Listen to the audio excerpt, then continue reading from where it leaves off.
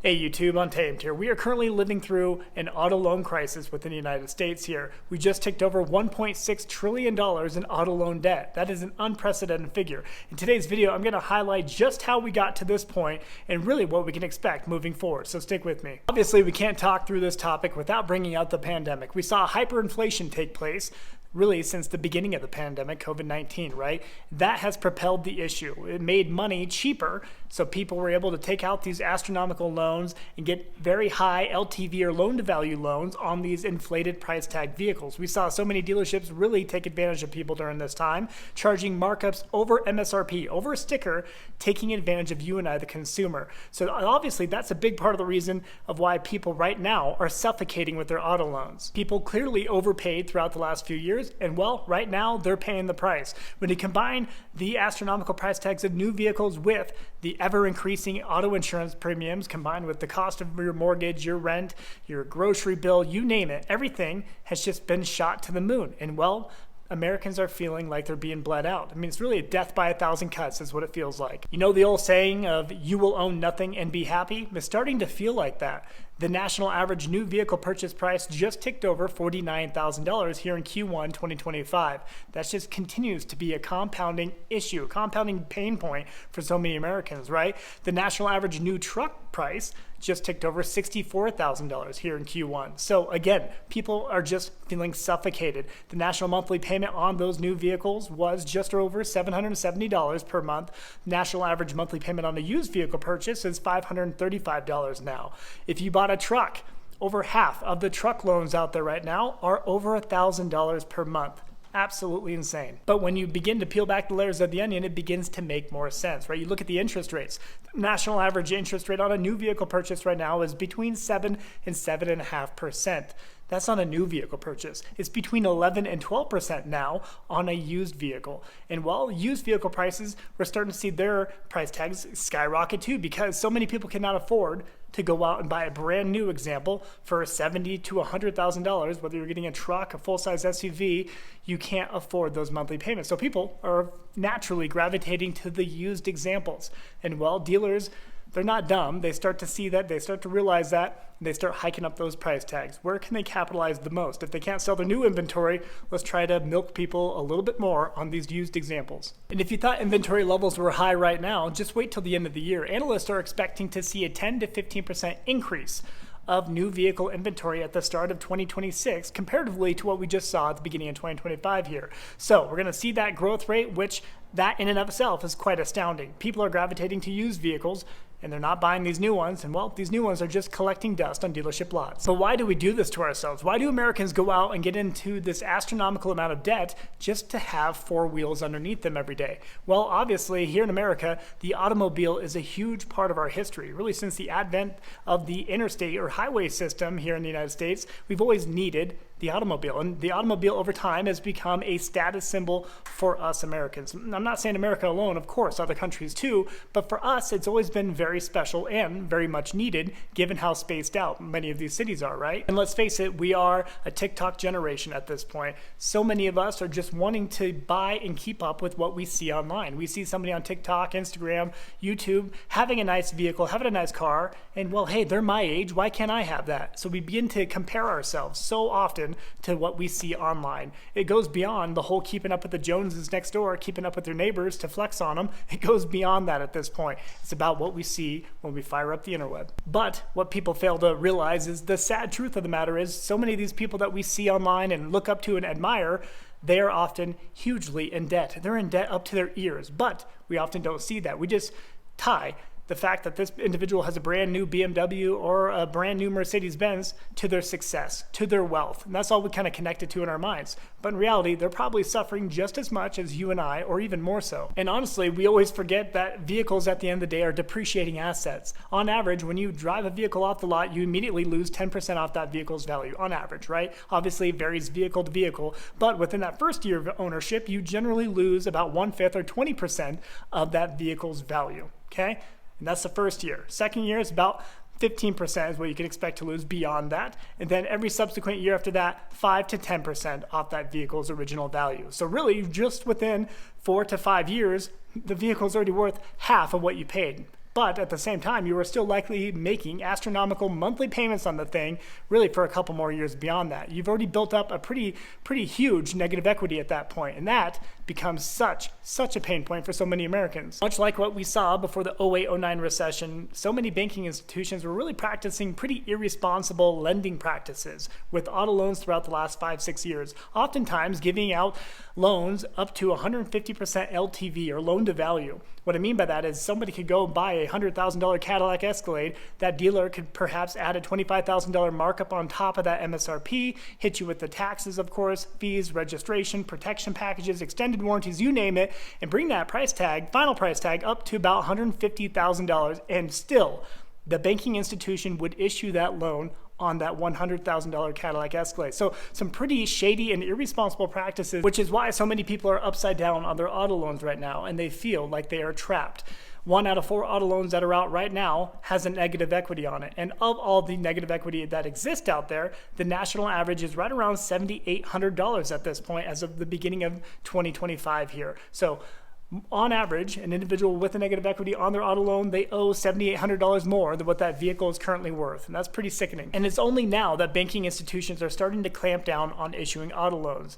Just this last year, we saw 1 out of 5 auto loans being denied by banks across the country. But people are beginning to wisen up. They're beginning to realize that the best type of vehicle truly is a paid-off vehicle. A cheaper, paid-off vehicle makes a lot more sense. And instead of trading in their vehicle every 3 to 5 years, which has become the norm within the United States throughout the last 4 decades, really, people are now deciding to perform the necessary maintenance and service to their current existing vehicle to prolong that ownership to maybe 5 to 7 years or maybe up to even 10 years. They're realizing that that is a much wiser financial decision comparatively to swapping out for a new astronomically priced vehicle every 3 to 5 years. And people also realize that banking institutions were just issuing loans out like candy throughout the last 5-6 years. So the individual with the brand new Mercedes-Benz AMG isn't wildly successful. Instead, they're just up to their ears in debt. And people have really caught on to that idea. So if you just own your vehicle, your cheaper vehicle outright, that really is the real flex at this point. People have caught on to it. Not to mention, when you look at the 1% wealthiest individuals in the United States,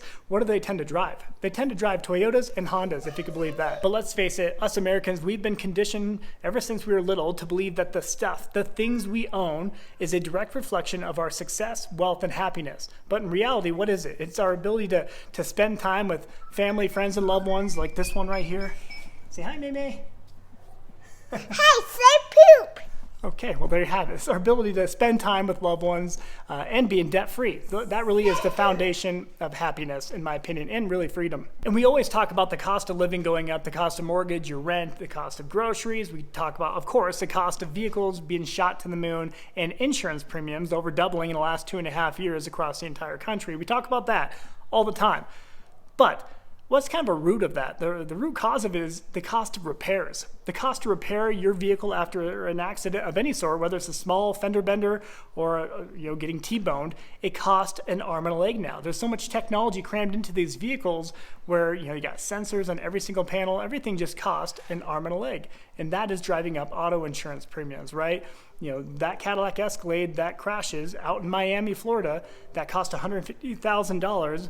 Totaling that vehicle out will ultimately impact our insurance premiums. It's a giant pot of money that we all pay into ultimately. And if a lot of people are cashing in on it and totaling out their vehicles and using insurance, well, the premiums go up for us all. And another factor that we often fail to consider is the whole failed EV movement. And I say failed loosely. Obviously, there's people out there that really appreciate and love EVs. I'm open-minded to them as an option, not when they're being crammed down our throats. I love them as an option, but not when they're being forced and subsidized with tax credits and other government subsidies that we as American taxpayers ultimately pay for collectively.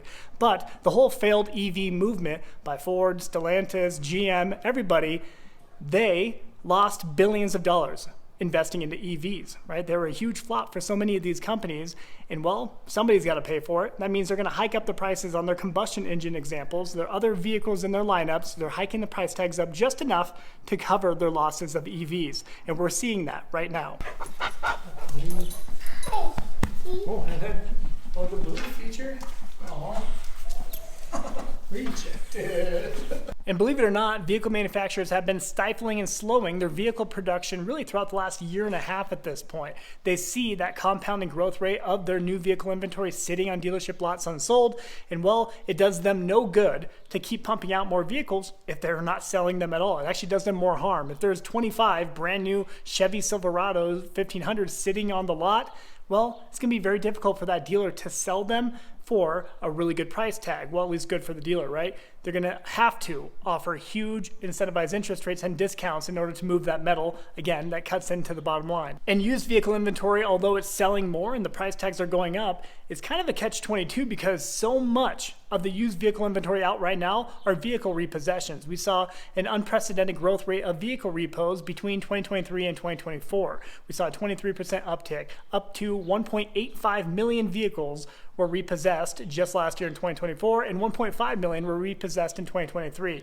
That's going to continue to be the case, a compounding growth rate, maybe even teetering up toward 2.1 million here in 2025. So many of these vehicles that you see on dealership lots that are available, they might just be bank repos, and which likely means that they were neglected from day one. If they didn't make the payment on the vehicle, what makes you think that they performed the necessary oil change and maintenance on that vehicle? Probably not. The repossession rates are kind of going hand in hand with credit card usage right now, at least clear indicators of how much Americans truly are struggling right now. So we are seeing the highest levels of 30-day, 60-day, and 90-day auto loan delinquencies. People are just failing to make their payments right now, and they're really being left with no choice but to have the bank come repossess that vehicle.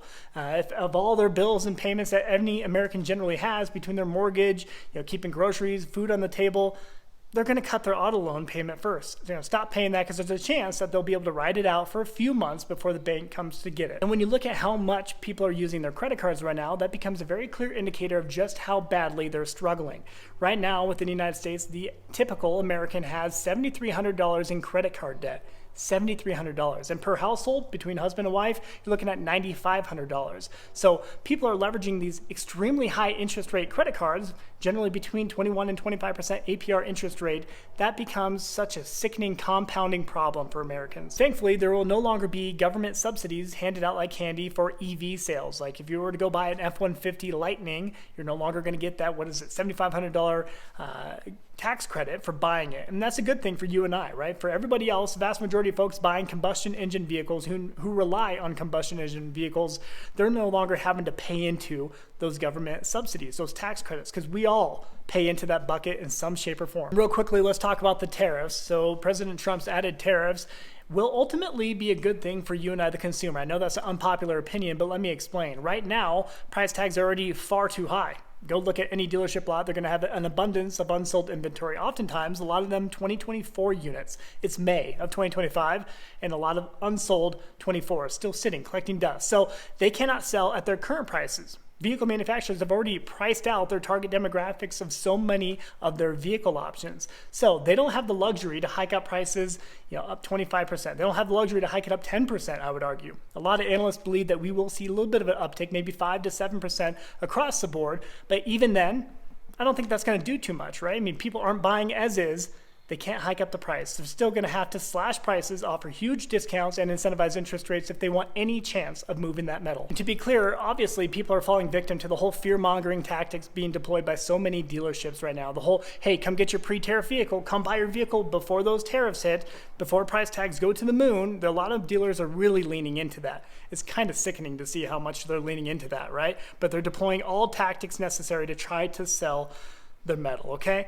So obviously Americans are falling victim to it. They see the headlines all over the nightly news, tariffs, tariffs, tariffs, right? They see it, and well, some people are falling victim to it, right? People who aren't doing so much homework, they're going to go out and buy their vehicle. But those people who are falling victim to it were likely already going to buy a vehicle later in the year. They were likely going to buy a vehicle this summer or perhaps in fall, end of year.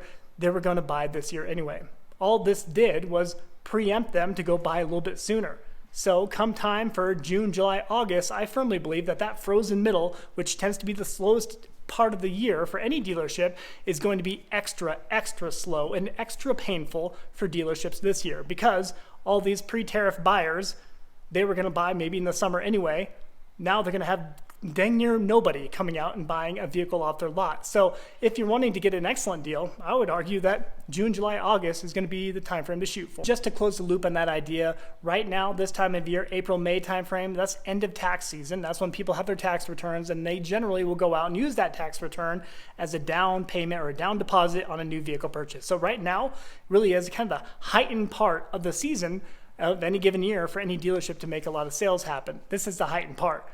Really, as we teeter into summer every year, that's when families go on vacations. That's when the kiddos are fresh out of school. They're investing in those vacations and traveling more so than going out and buying a new vehicle. So already a slow time of the year. End of the year, we get the end of the year gimmicky sales, which always brings out people. But June, July, August, not so much. So let me paint a clear picture for you for how much you'd be spending on a new vehicle purchase. Pretend you went out and bought a $50,000 car. After taxes are applied, registration, additional fees, doc fees, let's pretend you spent $55,000 for it. Let's pretend you took out a loan on that $55,000, okay? If you were to get hit with the national average interest rate of 7.5% right now over a 72-month loan, you'd be paying $950 per month for 72 months. In interest alone, you'd be spending over $13,500 throughout that term of the loan, bringing the total up to $68,500 for that vehicle purchase. And that's not even taking into account the fact that depreciation over the course of the loan brought that vehicle's value down to probably $15,000 to $20,000. And let's call it how it is. Car salesmen really have developed a pretty poor reputation over the years because of their greasy, slimy tactics, right? Any opportunity to milk you dry and take advantage of you and really line their own pockets at your own expense, that is the reputation they've developed, right? How can they sell you the most product, maybe needless, bogus packages and products, right? You get these ceramic coating package, window tint that costs $1,000, even though it really only costs $300 to apply it to the vehicle. These extended warranties that are hugely inflated in price tag, protection packages, blah, blah, blah, you name it. Nitrogen-filled tires, for Pete's sake. They will use any opportunity to try to get more money from you. How can they maximize their profit per vehicle sold, right? And that's why they developed such a terrible reputation over the years. People would rather go to the dentist than to go negotiate a car deal. Really, throughout the last 3 to 5 years, we saw so many dealers turn their back on their loyal customers too, which is pretty sad to say. People who had been going to the same dealership for years, buying vehicles from them for sometimes decades amongst their family, even they were met with a stone wall sometimes. Even they were met with markups. Trying to charge a markup over MSRP became a common practice, unfortunately, especially for desirable trimmed vehicles during the pandemic in particular. And well, these individuals who had been returning to these dealerships for years, they're no longer going back to them. And now those dealerships are kicking themselves. They're really wishing they would have held firm with their loyal customers and treated them right. But instead, they were greedy. They fell victim to greed to just line their own pockets. So I'll wrap up the video there. I firmly believe that something has got to give, and something has got to give soon if we're going to make any headway within the car market at large. People are obviously voting with their pocketbooks right now. They're not going out and buying new vehicles because they simply cannot afford them. They cannot justify those astronomical monthly payments, right? So I do firmly believe that something has got to give soon. I just wonder how soon and what that will look like. Let me know what your thoughts are on all this. Let me know what your experience has been with buying a new vehicle and how painful it was for you, or maybe painless it was for you. Let me know what your thoughts are. As always, I do sincerely appreciate you taking the time to tune into these videos. If you found any value in this whatsoever, I do respectfully request that you please consider liking and subscribing. Your support means a lot, and I promise it doesn't go unnoticed. Until next time.